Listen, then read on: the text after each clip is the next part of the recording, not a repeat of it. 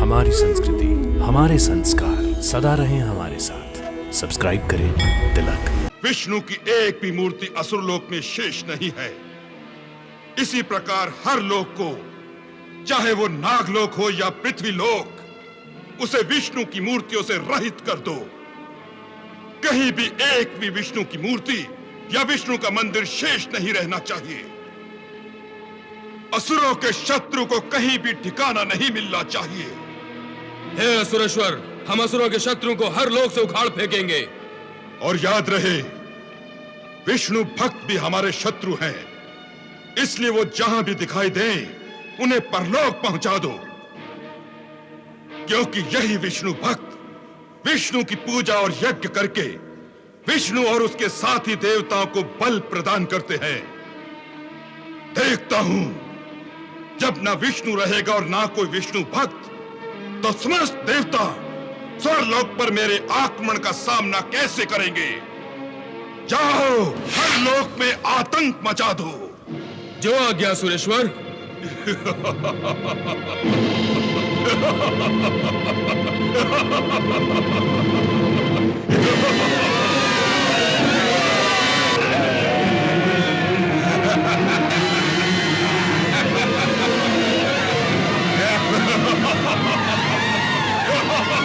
परंतु विष्णु तो हमारे भगवान हैं, वो हमारे परमेश्वर हैं। नहीं, ये भगवान नहीं, छलिया है। इन सारे विष्णु भक्तों का वध कर दो, एक भी बचने ना पाए। मार दो विष्णु भक्तों को।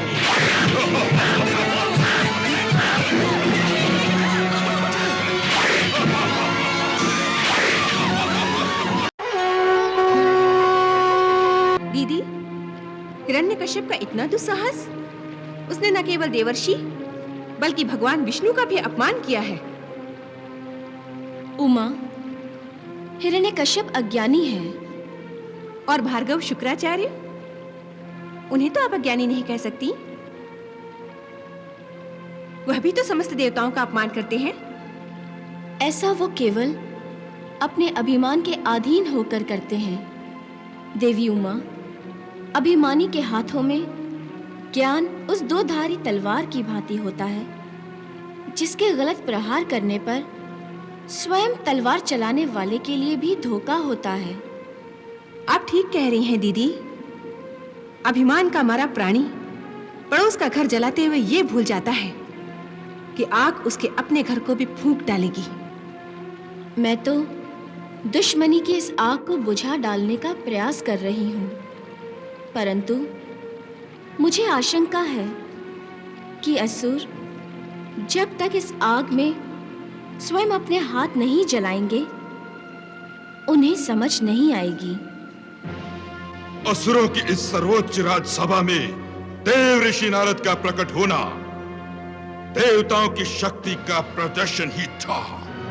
हमारे ही घर में घुसकर अपनी शक्ति का प्रदर्शन करना हम असुरों को चेतावनी देने के बराबर है, और हमें इस चेतावनी का मुंह तोड़ जवाब देना चाहिए। तुम ठीक कह रहे हो युवराज। गुरुदेव, आपका क्या विचार है?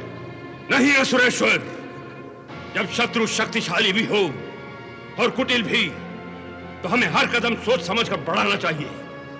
तो फिर आप ही बताइए कि देवताओं की शक्ति का उत्तर हम कैसे दें? हमें सबसे पहले उनकी शक्ति को तोड़ना होगा।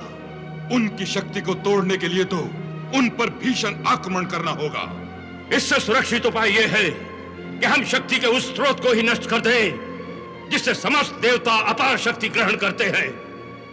समझ गया गुरुदेव, मैं आपके संकेत को समझ गया। युवराज आह्लाद। आज्ञा सुरेश्वर। नागलोक, पृथ्वीलोक और हर उस लोक में जहां विष्णु की पूजा होती है, यज्ञों पर प्रतिबंध लगाने की घोषणा करो और सभी विष्णु की मूर्तियां और मंदिरों को ध्वस्त कर दो।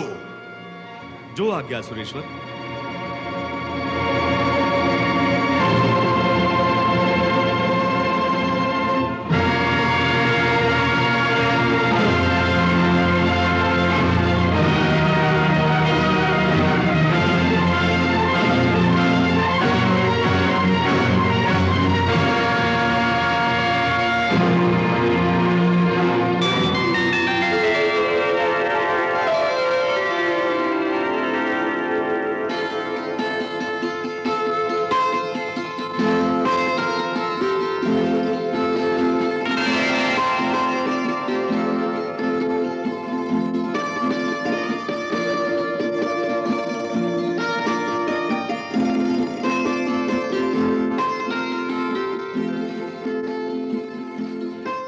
गुरुदेव।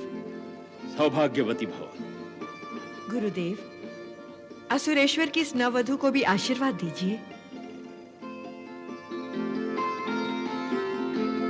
अखंड सौभाग्यवती भव। हे शुभांगी, हे सुलक्षणे, तुम्हें असुरेश्वर हिरण्यकश्यप जैसा प्रतापी, महाबलशाली और अजिंक्य पुत्र प्राप्त हो।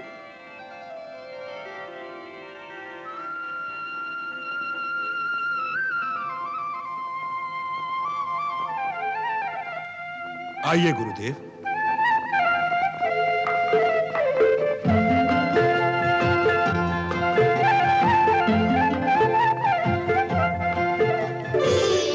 दीदी, ऐसा लगता है कि असुर कुल में भक्त प्रहलाद के जन्म लेने का आपका आशीर्वाद शब्द बदलकर शुक्राचार्य के मुख से निकल रहा था। हाँ उमा, भक्त प्रहलाद के रूप में कयादु को एक परम प्रतापी, बलशाली और अजिंक्य पुत्र ही होगा, जो असुरों के कुल में भक्ति की जोत जलाएगा। और जब प्रहलाद का जन्म होगा तो भार्गव शुक्राचार्य को अपने इस आशीर्वाद पर अवश्य पश्चाताप होगा। दीदी, गुरु शुक्राचार्य भले ही पछताएं, परंतु ये उनके पुण्यों का फल है, जो अनजाने में ही मेरे आशीर्वाद में उनका आशीर्वाद शामिल हो गया है। ये उनका सौभाग्य है, परंतु विडंबना ये है कि वो ज्ञानी होकर भी अपने इस महान पुण्य को नहीं जान सकते, क्योंकि अभिमान की काली पट्टी उन्होंने अपनी आंखों पर बांध रखी है। देवी उमा, ये प्रभु की लीला ही तो है कि जो शुक्राचार्य प्रभु का अपमान करते हैं, उन्हीं के मुख से अपने परम भक्त प्रहलाद के लिए आशीर्वाद दिलवाते हैं। हिरण्यकश्यप की जय! हिरण्यकश्यप की जय! हिरण्यकश्यप की। विष्णु को हमने असुर लोक से निकाल बाहर कर दिया है। यहां ना कोई विष्णु की मूर्ति है, ना विष्णु भक्त। विष्णु की एक भी मूर्ति असुर लोक में शेष नहीं है। इसी प्रकार हर लोक को, चाहे वो नागलोक हो या पृथ्वी लोक, उसे विष्णु की मूर्तियों से रहित कर दो। कहीं भी एक भी विष्णु की मूर्ति या विष्णु का मंदिर शेष नहीं रहना चाहिए। असुरों के शत्रु को कहीं भी ठिकाना नहीं मिलना चाहिए। हे असुरेश्वर, हम असुरों के शत्रु को हर लोक से उखाड़ फेंकेंगे। और याद रहे, विष्णु भक्त भी हमारे शत्रु हैं, इसलिए वो जहां भी दिखाई दें, उन्हें परलोक पहुंचा दो। क्योंकि यही विष्णु भक्त विष्णु की पूजा और यज्ञ करके विष्णु और उसके साथी देवताओं को बल प्रदान करते हैं। देखता हूं, जब ना विष्णु रहेगा और ना कोई विष्णु भक्त, तो समस्त देवता स्वर्गलोक पर मेरे आक्रमण का सामना कैसे करेंगे। जाओ, हर लोक में आतंक मचा दो। जो आज्ञा सुरेश्वर।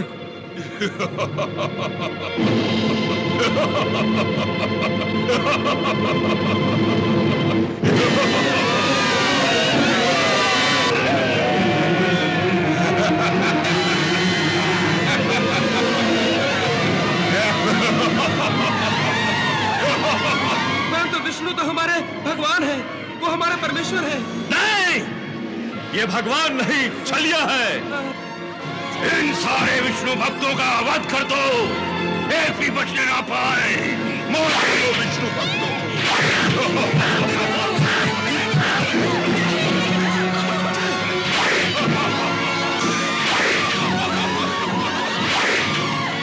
मार डालो सभी विष्णु भक्तों को, एक एक विष्णु भक्त को मौत के घाट उतार दो।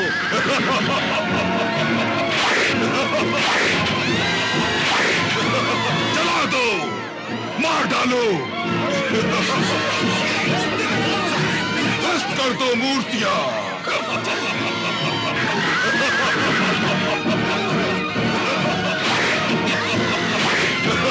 जला दो, मार डालो, मार डालो।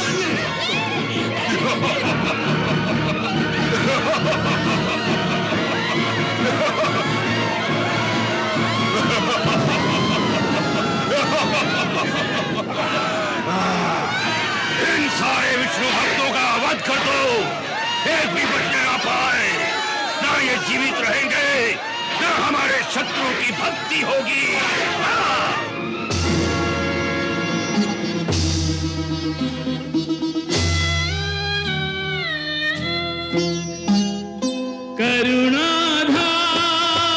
करुणाधार मौन न धार करके दया इतना बता। किसकी शरण में जाए हम, दुखड़ा किसे सुनाए हम, कब तक आंसू बहाए हम, कैसे तुझे बुलाए हम।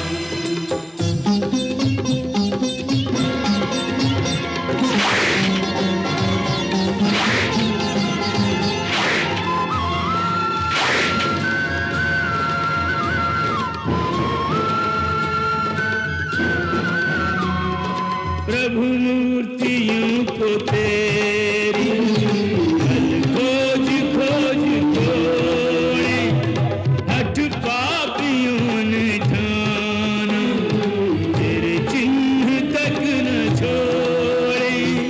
ओ जग के रखवाले स्वयं को आज बचा ले। करुणाधार मौन न धार करके दया इतना बता। किसकी शरण में जाए हम, दुखड़ा किसे सुनाए हम, कब तक आंसू बहाए हम, कैसे तुझे बुलाए हम।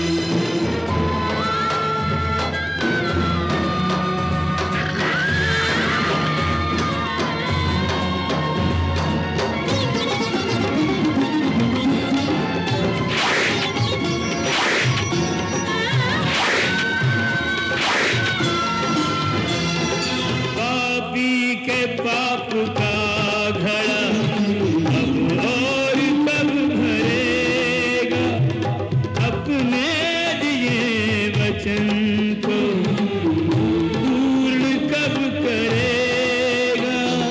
कड़ी भंवर में नैया होया कहाँ खिवैया। करुणाधार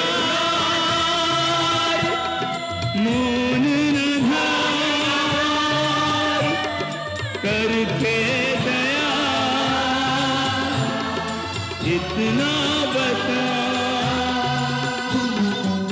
किसकी शरण में जाए हम, दुखड़ा किसे सुनाए हम, कब तक आंसू बहाए हम, कैसे तुझे बुलाए हम। पाप की सीमा तोड़ चुका है अत्याचारी, धर्म धैर्य धरती भक्तों पर विपदा भारी। फिर कोई अवतार ग्रहण कर दशावतारी, आकुल व्याकुल होकर सृष्टि पुकारे सारी। त्राहि मां, त्राहि मां, त्राहि मां, त्राहि मां, त्राहि